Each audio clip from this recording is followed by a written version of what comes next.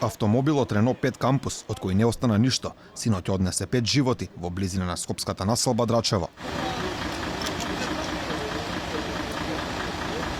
Кобниот удар во камионот на комунална хигиена некаде пред полноќ однесе во смрт тројца мажи и 2 жени.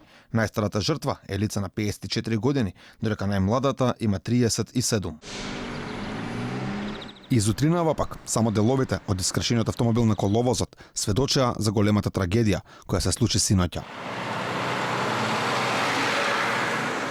Токму тука, во близина на скопската населба Драчево, синоќа, некаде пред полноќ, се случи страшна сообраќајна несреќа, во која животот го загубија 5 лица. Смачканото возило повеќе не на коловозот и сообраќајот се одвива во најдобар тек.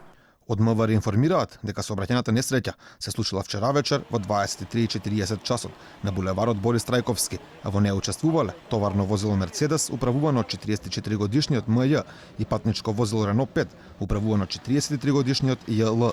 Во несреќата возачот ЈП и сопатниците од возилото Рено СН АТ 54 од Скопје, ЕТ 37 од Скопје и ИА 40 од Скопје починале на местото, додека возачот МЈ се здобил со повреди и бил принесен во градската општа болница Свети Наум Охридски, каде му била укажана лекарска помош и бил задржан на понатамошно лекување. Увид на местото извршил јавен обвинител и увидна екипа на СВР Скопје.